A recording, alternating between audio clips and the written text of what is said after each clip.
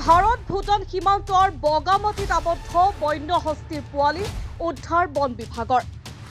দাউৰাইজাৰ eco tourism চাইটৰ সহযোগিতাত উদ্ধাৰ হাতী পোৱালি।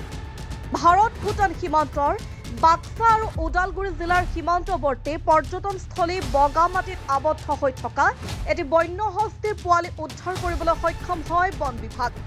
জানিব পৰা মতে যোৱা 3 দিন ধৰি পাহাৰৰ এটি কেঁকুৰিত দ খাৱৈত আবদ্ধ হৈ পৰা হাতী পোৱালিটোৱে মৃত্যুৰ সৈতে যুঁজি থকাৰ পিছত অৱশেষত আজি উদ্ধাৰ কৰা হয়।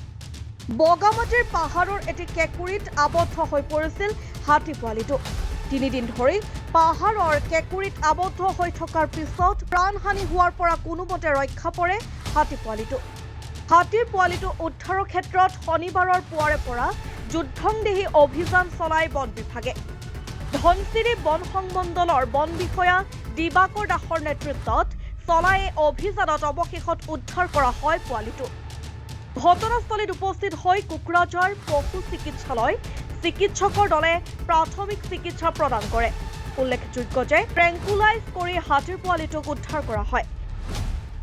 এই অভিযানত সহযোগিতা আগবঢ়ায় গোৱাবাৰী SSOB কেম্প, দাউৰাজাৰ ইকো টুৰিজিম ছ'চাইটি, নালাপাৰা বন বিভাগৰ লগতে স্থানীয় ৰাইজে।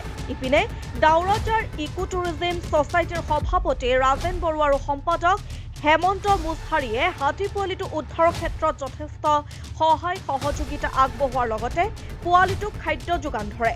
উল্লেখ্য যে যি স্থানৰ পৰা হাতী পোৱালিটো উদ্ধাৰ কৰা হৈছে তেনে স্থানৰ পৰা কেৱল হেলিকপ্টাৰে এয়াৰ লিফটিং কৰিহে উদ্ধাৰ কৰাৰ সম্ভৱ আছিল। কিন্তু পৰ্যাপ্ত সাধনাৰ অভাৱত কেৱল স্থানীয় ৰাইজৰ লগতে ইৰো টুৰিজিম ছ'চাইটিৰ বিষয়ববীয়া সদস্যৰ সহযোগিতাত হাতী পোৱালিটোক সুকলমে উদ্ধাৰ কৰিবলৈ সক্ষম হয় মন্তব্য কৰে ধনচিৰি বন সংমণ্ডলৰ বন বিষয়া দিবাকৰ দাসে। ইফালে বন বিভাগৰ বিষয়াই জানিবলৈ দিয়া মতে পৰ্যাপ্ত চিকিৎসা সেৱা আগবঢ়াই পোৱালিটোক সুস্থ কৰি তুলিবলৈ বৰ্তমান কাজিৰঙা অভয়াৰণ্যলৈ নিয়াৰ ব্যৱস্থা কৰা হৈছে।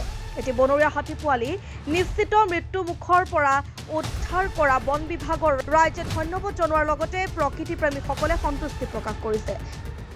একচুৱেলি এইবোৰ পৰিস্থিতি যিটো পৰিস্থিতিত আছিলে এইবোৰ একচুৱেলি হেলিকপ্টাৰ দি লিফটিং কৰিব লাগে, এয়াৰ লিফটিং হ'ব লাগে।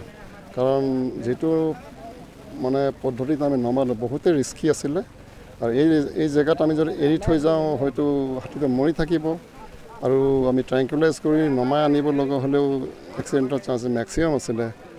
কিন্তু ভগৱানৰ কৃপাত সকলো ভালে কুশলে হৈ গ'ল। এতিয়া আমি হাতী পোৱালিটো মানে ৰিহেবিলিটেশ্যন চেণ্টাৰ আমাৰ কাজিৰঙালৈ পঠিয়াম। News desk report, the open platform.